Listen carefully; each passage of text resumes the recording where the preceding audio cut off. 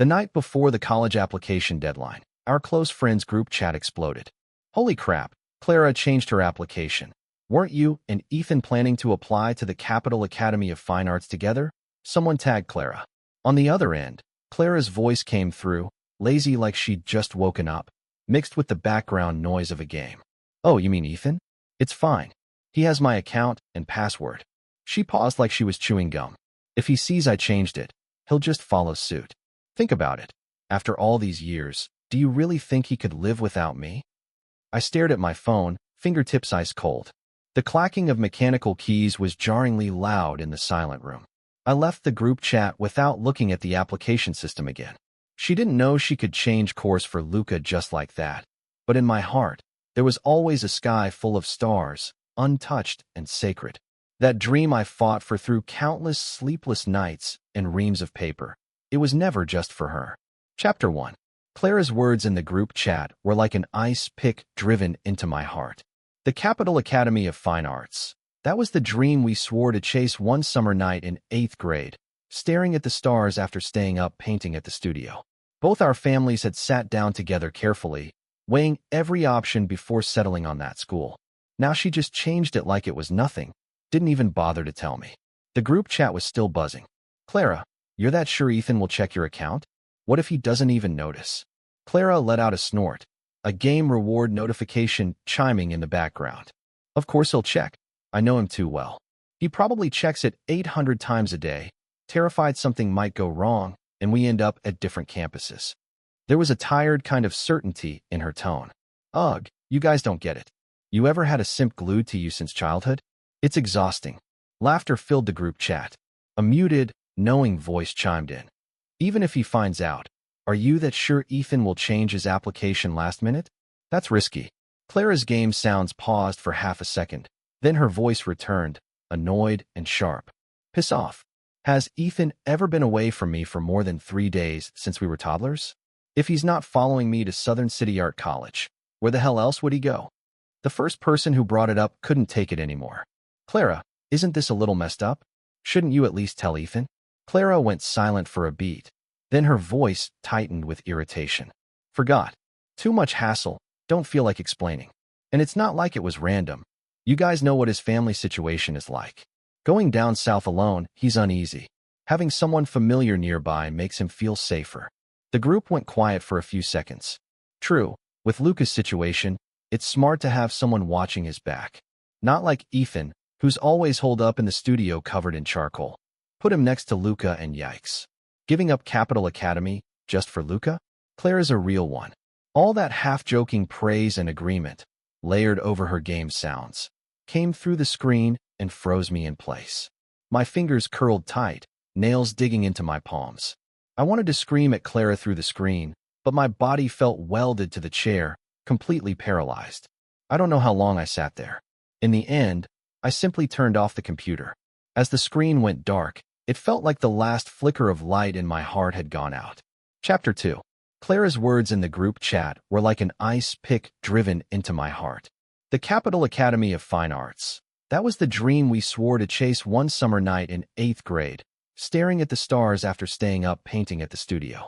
Both our families had sat down together carefully, weighing every option before settling on that school. Now she just changed it like it was nothing, didn't even bother to tell me. The group chat was still buzzing. Clara, you're that sure Ethan will check your account? What if he doesn't even notice? Clara let out a snort, a game reward notification chiming in the background. Of course he'll check. I know him too well. He probably checks it 800 times a day, terrified something might go wrong, and we end up at different campuses. There was a tired kind of certainty in her tone. Ugh, you guys don't get it. You ever had a simp glued to you since childhood? It's exhausting. Laughter filled the group chat. A muted, knowing voice chimed in. Even if he finds out, are you that sure Ethan will change his application last minute? That's risky. Clara's game sounds paused for half a second. Then her voice returned, annoyed and sharp. Piss off. Has Ethan ever been away from me for more than 3 days since we were toddlers? If he's not following me to Southern City Art College, where the hell else would he go? The first person who brought it up couldn't take it anymore. Clara, isn't this a little messed up? Shouldn't you at least tell Ethan? Clara went silent for a beat. Then her voice tightened with irritation. Forgot. Too much hassle. Don't feel like explaining. And it's not like it was random. You guys know what his family situation is like. Going down south alone, he's uneasy. Having someone familiar nearby makes him feel safer. The group went quiet for a few seconds. True, with Luca's situation, it's smart to have someone watching his back. Not like Ethan, who's always holed up in the studio covered in charcoal. Put him next to Luca and yikes. Giving up Capital Academy just for Luca? Clara's a real one. All that half-joking praise and agreement, layered over her game sounds, came through the screen and froze me in place. My fingers curled tight, nails digging into my palms. I wanted to scream at Clara through the screen, but my body felt welded to the chair, completely paralyzed. I don't know how long I sat there. In the end, I simply turned off the computer. As the screen went dark, it felt like the last flicker of light in my heart had gone out. Chapter 3. Ever since Luca transferred to our art studio in junior year, I lost count of how many exceptions Clara made for him. Maybe girls really do have a soft spot for the brooding, strikingly good-looking guys with a quiet aura. While I was buried in sketches, covered in charcoal and paint, Luca always looked clean, fresh, tastefully dressed. Even his drawing board looked like a fashion accessory. Because of him, Clara and I had argued, even gone through cold wars.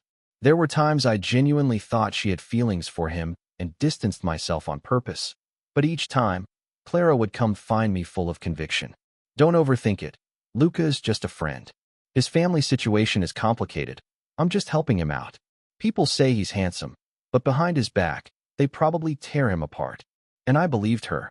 Luca's father had a bad reputation, which dragged him down. So I turned a blind eye as Clara and Luca grew closer. Clara had never lied to me. If she said she didn't like him, I trusted her. But later, in places I couldn't see, there were too many interactions between them I never knew about. Until now. She changed her entire college application for him, which just made all my trust feel like a cruel joke. My head was a mess of thoughts when a WeChat notification popped up. Wow, Ethan, grown a spine blocking me? Just wait till you get home. It was Clara using someone else's account. I blocked that account too, without hesitation. Glancing at the time, I grabbed my backpack and left. It was the final day. Our homeroom teacher had called everyone back to the studio to confirm applications. Traffic was awful, and by the time I arrived, Clara and Luca were already inside. The seat next to Clara was mine, but Luca was sitting there, casually fiddling with her paintbrush. When I walked in, he didn't bother to move, just glanced at me with a subtle, almost imperceptible challenge in his eyes. Clara acted like she didn't see me, turned her head away, her face cold, probably waiting for me to cave in first like always. But not this time. I didn't want to sit near her anymore anyway. Looking around, I headed straight for the empty seat beside Jake, as far from them as I could get. Everyone, our homeroom teacher said quickly, just a few hours left for application submission. Make sure everything is correct. If you still have questions, now's the time. Then she hurried off. Jake was gleefully spilling some fresh gossip when I felt a light smack on the back of my head.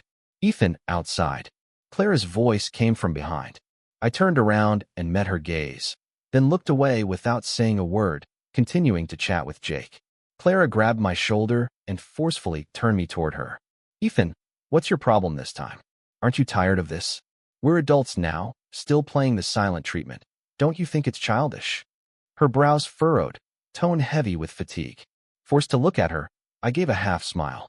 Yeah, it is childish. It's also boring as hell, so save the performance. I'm not buying the reconciliation act. We stared at each other for a few seconds before she lost patience. Fine, whatever.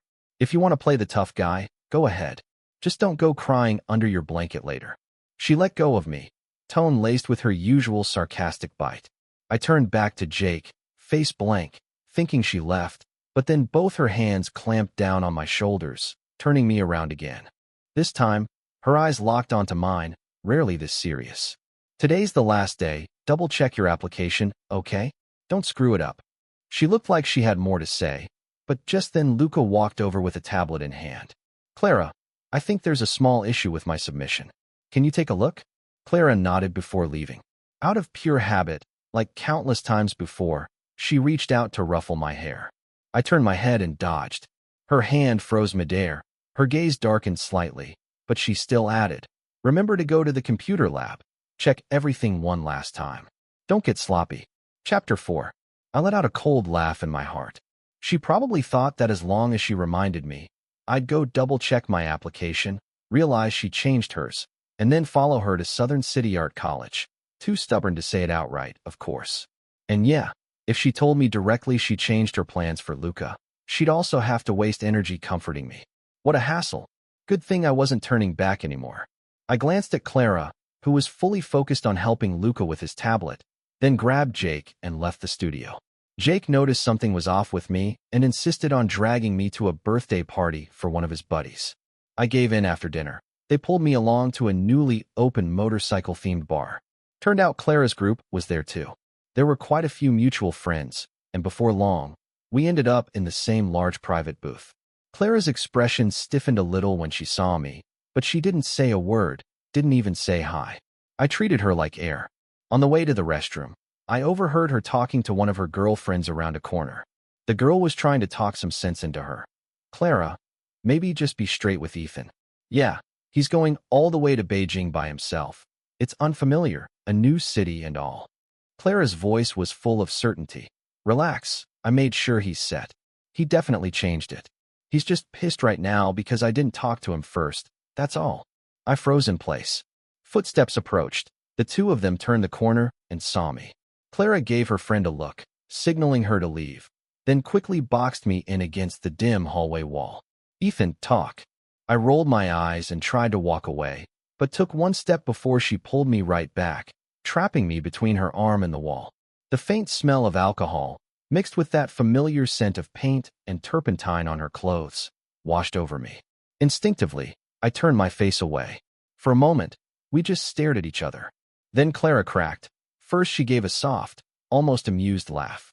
"Still mad? I was going to ask you to come with me earlier, but you blocked me, so I couldn't. The studio was pissed at you too. I forgot to bring it up. All right, don't be mad anymore." Her tone softened, coaxing. "You checked your application, right?" I kept my eyes down, silent, while we stood there in this weird standoff.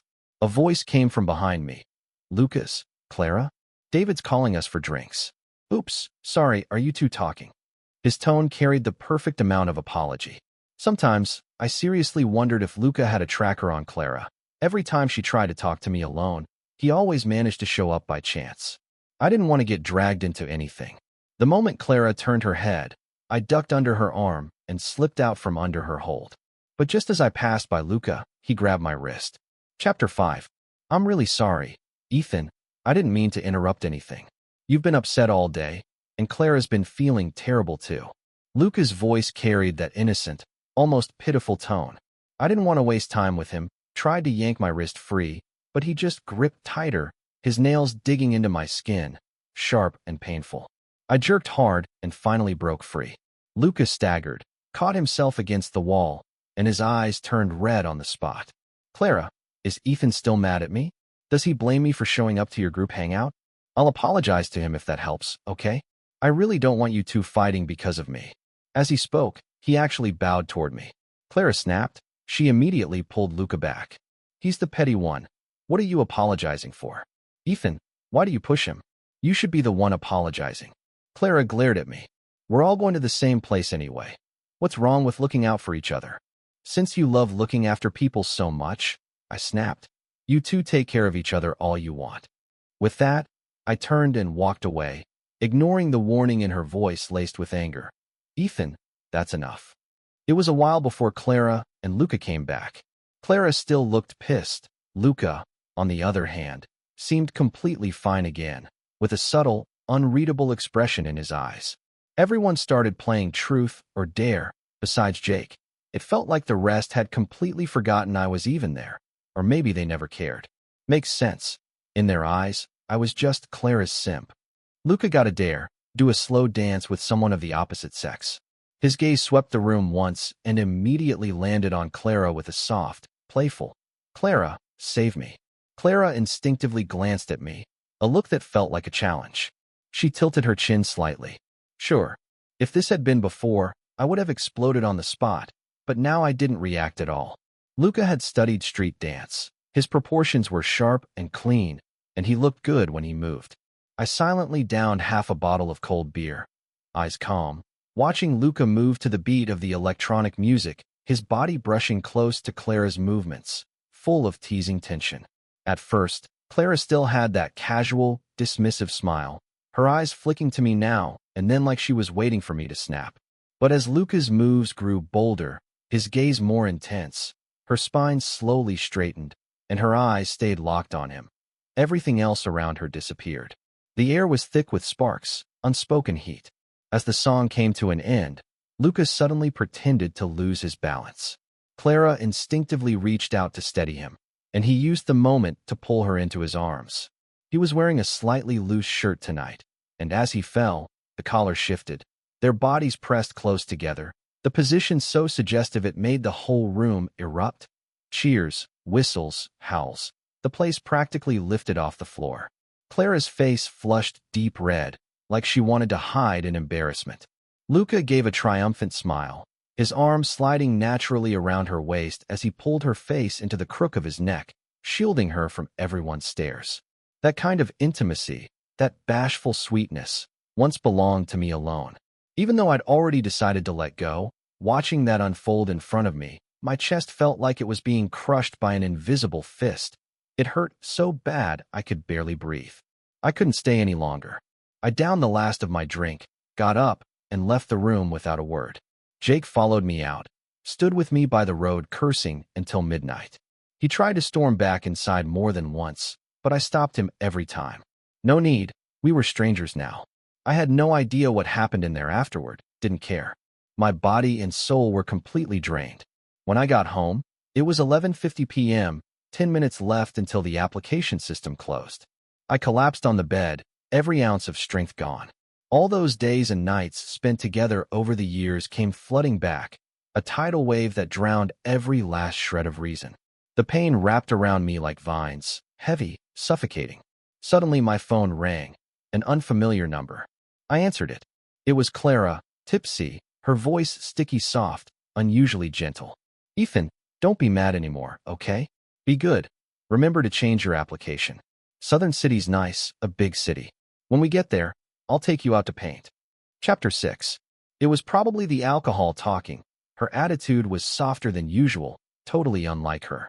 When we used to fight, even if she was the one to back down first, she always carried a hint of, "Ethan, keep this up, and I'm not going with you to that art exhibition next time."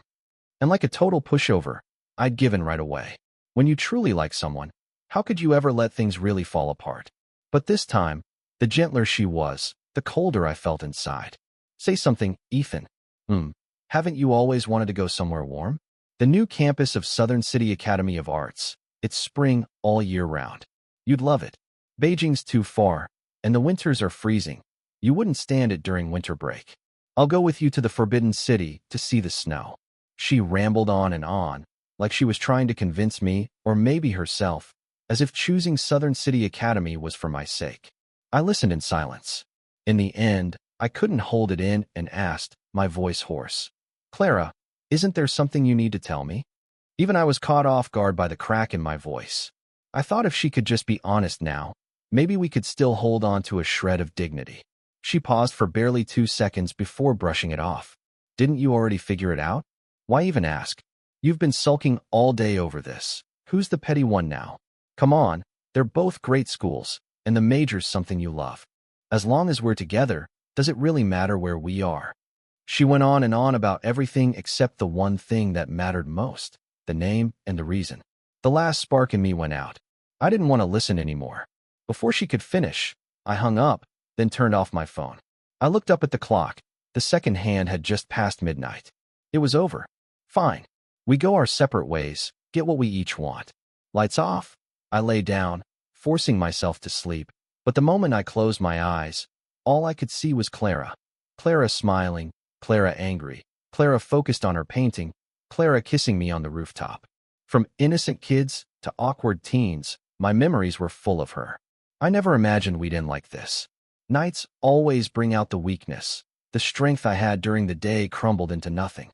Tears soaked the pillow without a sound. I don't know when I fell asleep.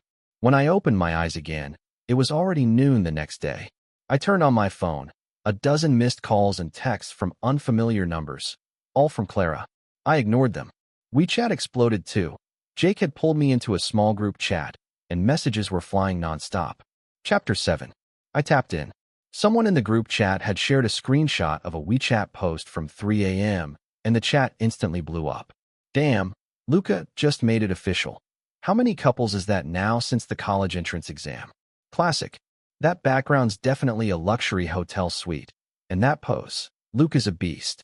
Graduation really unleashed him. It was a screenshot from Luca's WeChat moments. I clicked on it. The photo showed a girl lying on a pristine white hotel bed, face turned to the side. It was Clara.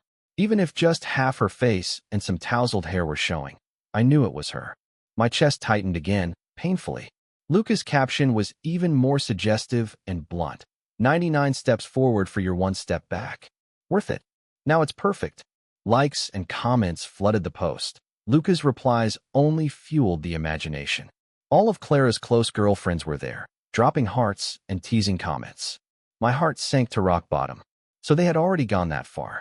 So last night, while she was softening me up with sweet words, she was in bed with someone else. How considerate of her. The pain hit even harder, but strangely, there was a sliver of relief. Thank God I didn't change my college application for her. If I had, I'd be the biggest joke of all. I shut off the screen, forcing my mind to go blank. The doorbell rang.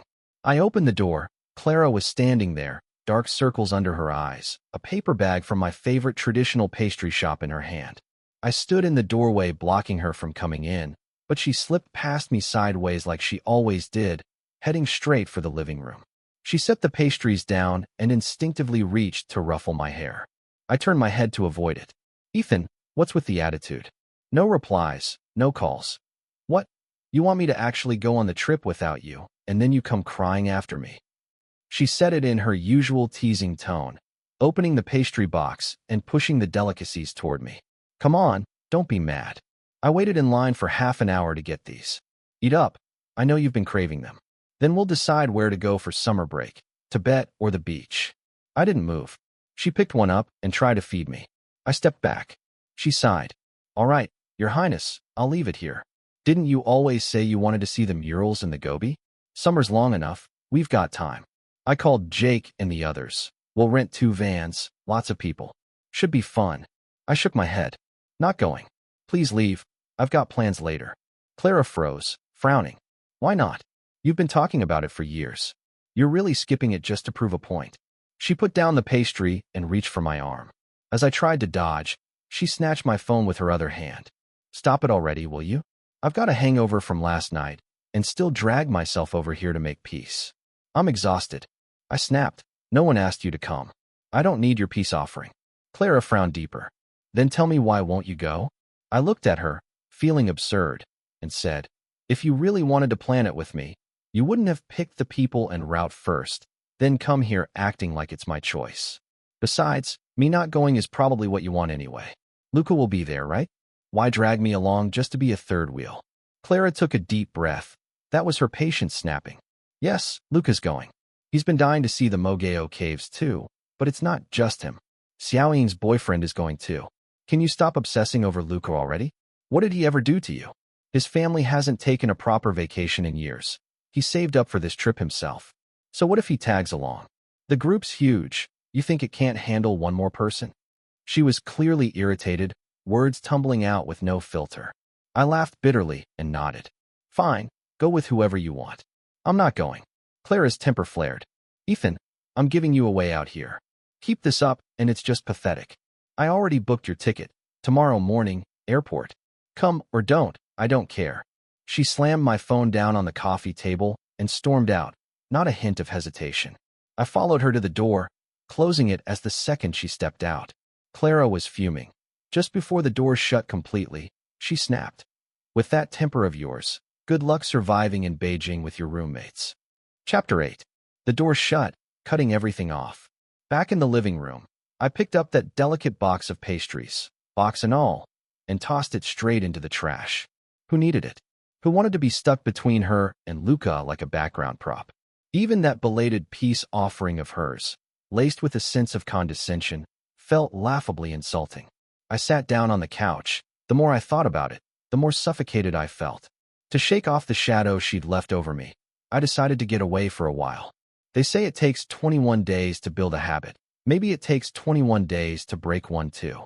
Mom didn't feel comfortable with me going too far alone, so she only agreed to let me stay at Uncle's place in Sea City for a bit. Anyway, I'd already submitted my college application, nothing tying me down anymore. I packed lightly and booked a flight to Sea City.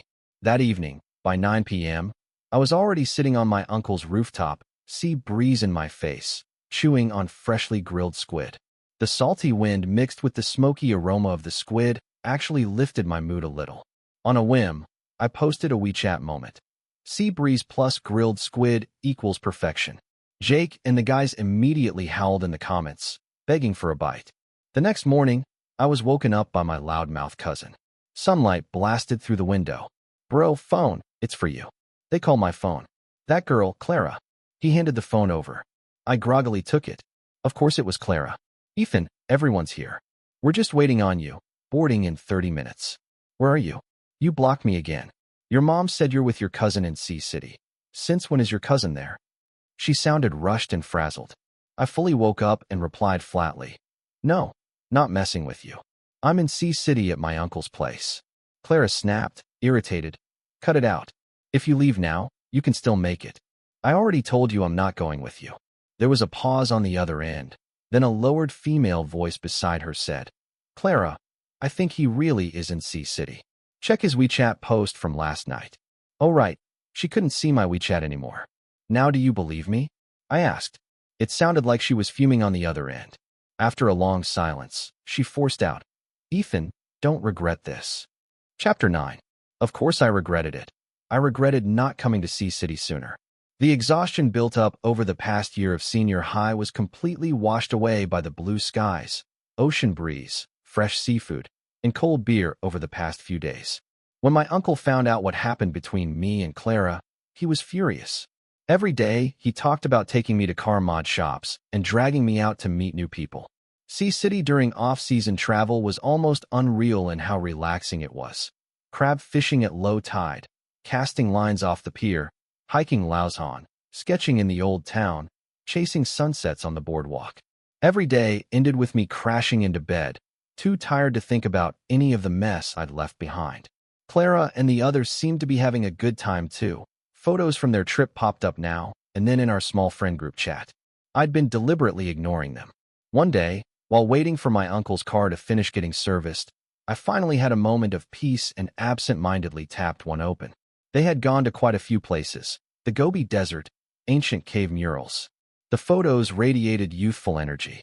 In group shots, I saw tons of two-person photos of Clara and Luca, always centered in Luca's 9-photo WeChat grids, impossible to miss in the vast desert landscape.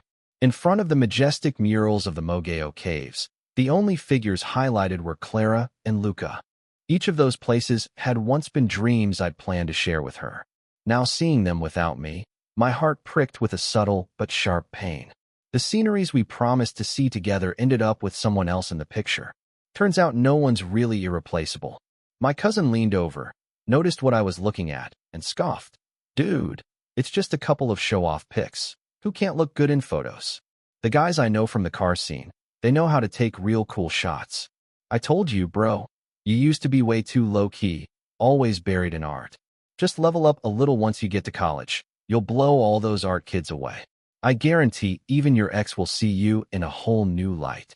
From that day on, my cousin dragged me into full-on makeover mode. I ditched the baggy t-shirts and gym shorts, swapped in the workwear-style shirts and casual button-downs he picked out. He snatched off my ever-present black-rimmed glasses and made me get a new haircut. He even took me to his friend's car mod garage, posing me next to flashy bikes and vintage rides for photo shoots. By the time he was done, the guy in those photos didn't even look like me. I had gone from the quiet guy in the studio to someone with a bit of edge, someone who looked like he had stories to tell. Even my mom, on a video call, couldn't hide her shock. The friend group chat erupted. Classmates flooded in with likes and comments, saying I'd changed so much they barely recognized me. Some even reposted the photos to the class group chat.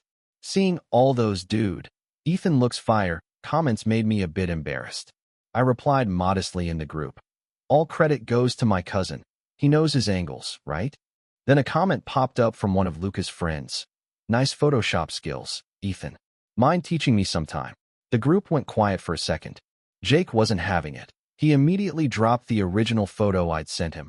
A live pic of me bending over to examine a motorcycle engine, sweat beading on my temple, the sharp lines of my profile catching the light.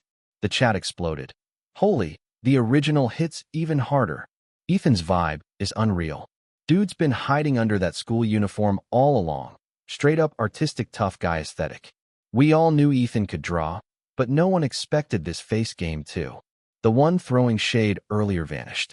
Another of Luca's friends grumbled sourly. Even live photos can be retouched these days. I didn't even need to say anything. Plenty of people in the group clapped back for me. Clara and Luca never said a word in the chat, but from that day forward, Clara's WeChat moments stopped updating. Not long after, I received my official admission letter from the Capital Academy of Fine Arts, Department of Design. My fingers trembled as I held the envelope. Years of dedication finally paid off. Then Mom called, her voice choked with tears. Grandpa had suffered a sudden heart attack, was in the ICU. I needed to get back to Beijing immediately. Chapter 10. The next day, I landed in the capital in a hurry.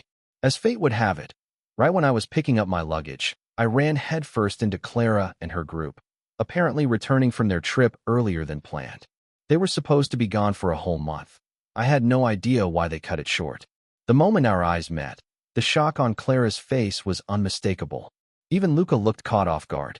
After a few seconds of awkward silence, I started pulling my suitcase to leave. Clara snapped out of it and quickly walked over. Ethan, you're back today? The surprise and something like amazement in her eyes was hard to hide. She blurted out, I almost didn't recognize you just now. You look really good. Thanks. I replied coolly, keeping my tone distant. It was the first time we'd gone more than a week without seeing each other, but right now I could finally feel it deep down. Without her, the world didn't fall apart. I had no interest in small talk, so I sped up, dragging my suitcase toward the arrival exit. My mom was already waiting for me. I walked straight to her, and just as she took the suitcase from my hand, I heard Clara calling out behind me. She had actually followed me. Ethan, why are you walking so fast? She greeted my mom politely. Hi, Annie. Then she turned back to me with a tone that tried to sound familiar and casual. You got your acceptance letter, right? My parents insisted I come back to throw a celebration banquet. Oh, and didn't we say before that our families would host one together? My parents already booked the venue. My mom didn't answer right away. She glanced at my stiff expression, then replied tactfully. Clara, our Ethan won't be having a graduation banquet. My company's been hectic, and his grandfather just got hospitalized. We really can't manage anything else right now. Once things settle down at home, we'll just have a quiet dinner as a family to celebrate.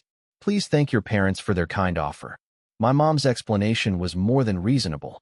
She only knew that Clara and I had had a falling out, and that Clara had even changed her college plans, though I hadn't told her the full story. She was clearly unimpressed by Clara's reckless attitude toward her own future. Clara touched her nose awkwardly, then asked about my grandfather's condition. Mom gave a vague response and gently turned down Clara's offer to give us a ride home, then hurried off with me. I stayed by my grandfather's side at the hospital for a few days. The doctor said his condition had stabilized, but he'd need a long period of rest. Since my mom couldn't take time off work and my aunt wasn't in good health, I volunteered to stay in Beijing and take care of Grandpa until school started. It was summer break anyway, and this was my chance to do something for the family. That very day, I moved into the hospital's companion room. Naturally, I missed Clara's graduation banquet. Chapter 11. Even if I had been in town, I still wouldn't have gone. The night of Clara's graduation banquet didn't seem to go smoothly. She kept calling me from different numbers, again and again. At first she just asked, "Where are you?" But soon she realized I wasn't running late. I wasn't coming at all. That's when she lost it. Even her mom noticed something was off and called to feel me out. "Ethan, what's going on between you and Clara? You came back from the seaside and didn't even stop by our place. Have you grown distant from Andy too? When you're back, I'll give her a good talking to for you. Don't stay mad, okay? After all, you'll both be heading off to college in Southern City soon. Auntie's already gotten you new art supplies. I'm not upset, Thank you. My mom already prepared all the supplies I need. We've got some family stuff going on right now. I'm in Beijing. I was still explaining when suddenly the phone was yanked out of her hand. Clara's voice came on, simmering with suppressed rage. Ethan, you've gone too far. On one of the most important days of my life, you just don't show up and you make up this kind of excuse? We've known each other for how long? 18 years, not 18 days. Have you fucking forgotten? At that moment, I had just finished helping my grandfather clean up. I was drained physically and mentally. Clara, congratulations, you got what you wanted. There's stuff going on at home. I really can't. Before I could finish, she exploded. Everyone has their limits. How long are you planning to keep sulking?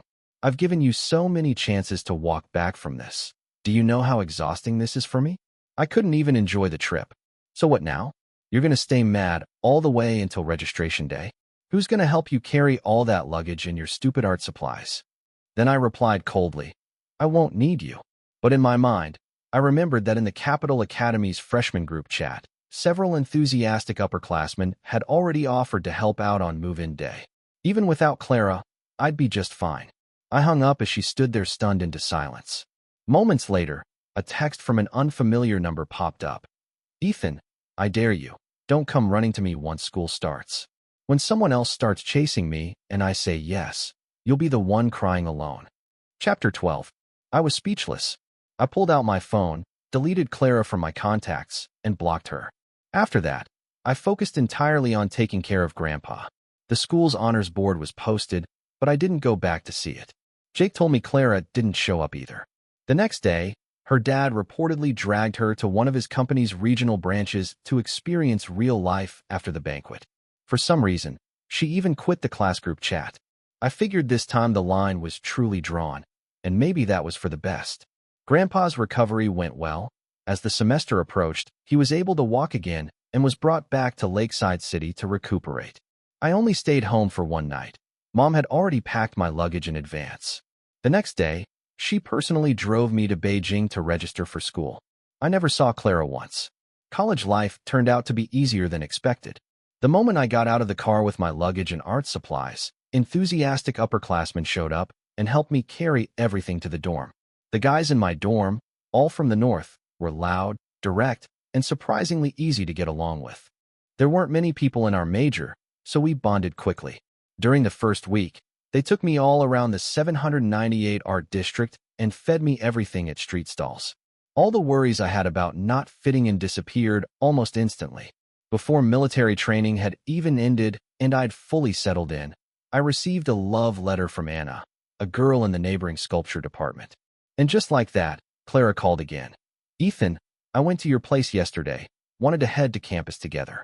Auntie said you'd already gone to Beijing, but I got to Southern City Academy of Arts today and couldn't find your name in any of the class rosters. What's going on? Which campus are you at?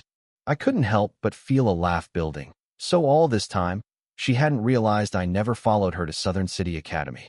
It's not a campus issue, I said flatly. I never went to your school. No way, you're kidding, right? Clara gave a nervous laugh, trying to play it off. Okay, I give up. I'm sorry, all right. Now hurry up and get to the boys' dorm. My mom brought tons of stuff for you, all your favorite snacks. If you don't come now, I swear I'm eating them all myself. I finally couldn't take it anymore. Clara, are you seriously confused or just pretending? I snapped. My application never changed. It's always been the Capital Academy of Fine Arts, Design Department. You know that. It's the school I've dreamed of for years. Why would I follow you to Southern City Academy? Just then, my loud roommate from the Northeast yelled from outside the door. Bro, let's go. The cafeteria is serving crispy sweet and sour pork today. If we're late, we won't even get the scraps. That thick, unmistakable Northeastern accent from my dorm mate, on the other end of the call, sent Clara into full panic. When she spoke again, her words were jumbled and frantic. Why? You stopped messing with me. No, that's impossible. You knew I changed my application, right? How could you not follow? How could you just go to Beijing all by yourself, so far away? I sighed and replied calmly. I'm not joking, Clara. When you changed your application, did you even ask me? Why were you so sure I'd just follow you? And more importantly, you didn't change it for me. You did it for someone else. If I had followed you, what would that have made me? Clara panicked. But I did ask you that night. You said you knew. How could you not have changed it? That makes no sense. Is this because of Luca? I only gave in for a moment. He was crying, saying he was scared to go south alone, afraid he'd be bullied. You know his family's originally from Shanghai, but after what happened to his dad, he and his mom had to lay low. They couldn't go back. And he only got in with a special talent admission. He didn't have many options. Not like you. You had solid grades. You had choices. Southern City was the best he could get. She rambled on, breathless, voice tangled in excuses, but all I could hear was him, Luca, again and again. Even now, she was still speaking from his perspective, never once considering mine. Yes, Luca's father had been involved in financial crimes. His parents divorced, and the scandal still haunted him. But his pain wasn't my burden. Why should I be the one to pay for his fear? Clara, I said coldly, if he matters to you that much, then good. You got what you wanted. You and I were just friends. There's no reason for us to stay tied together. From now on, don't contact me again. I hung up, took a deep breath before that little wave of delayed sadness could even set in, and my dorm mate grabbed my shoulder and dragged me toward the cafeteria. I thought that would be the end of it. After all, we were now worlds apart, north and south, separated by more than just distance, but by a rift that could never be bridged. But the next evening, Clara showed up, standing right outside our dorm building. Chapter 13. At that moment, Anna from the sculpture department was standing in front of me, tall, elegant, with a cool, aloof aura. She was known as the ice queen of her class. I was just about to ask if she needed something about our major when she said, voice clear but slightly nervous, Ethan, I'm Anna, the one who wrote you the love letter. I think you have a story in your eyes and your art. It feels alive. I want to seriously give us a try. Would you give me a chance to be your girlfriend?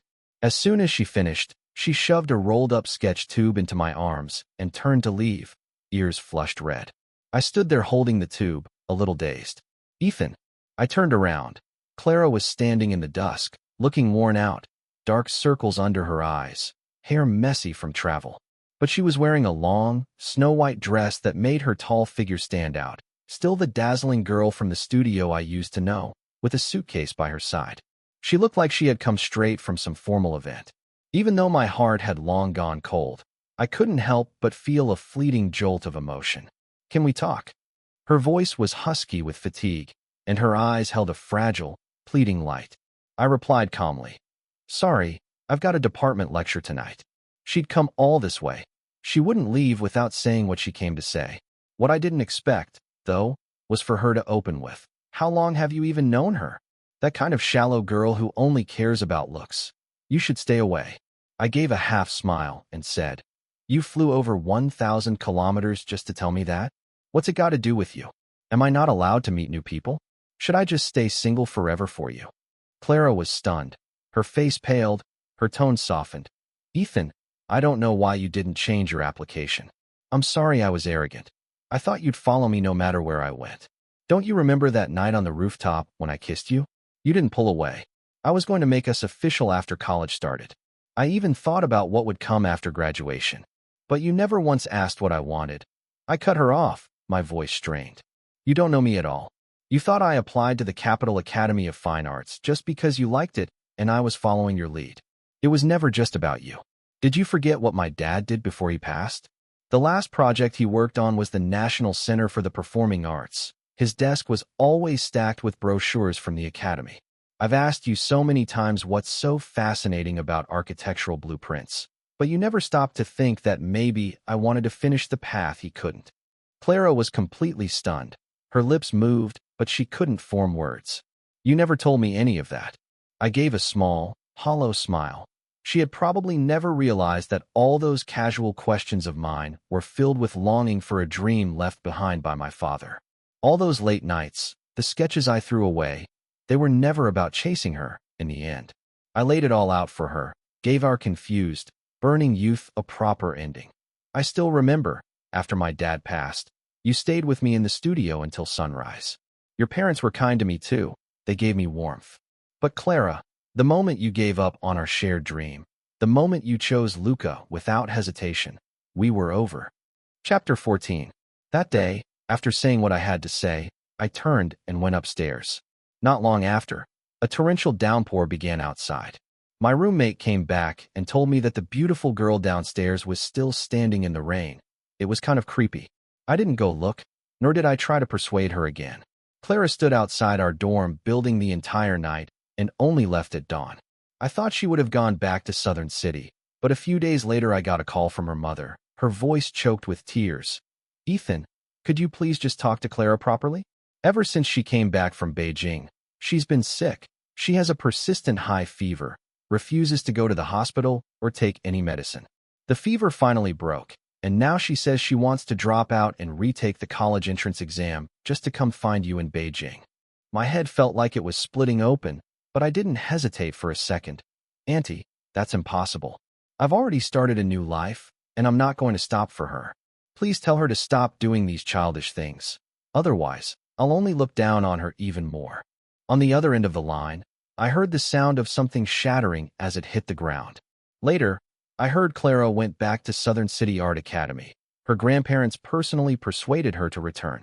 But apparently, she was planning to apply for a graduate program in Beijing. Every holiday, she would fly from Southern City to Beijing. Sometimes she'd wait downstairs by my dorm. Sometimes she'd linger near our department building, watching from afar. She'd leave art supplies or snacks I used to like, but I never accepted any of it. During the winter break of sophomore year, I got together with Anna, the sculpture major who always stuffed drawing tubes into my hands, cold on the outside but a bit dorky underneath.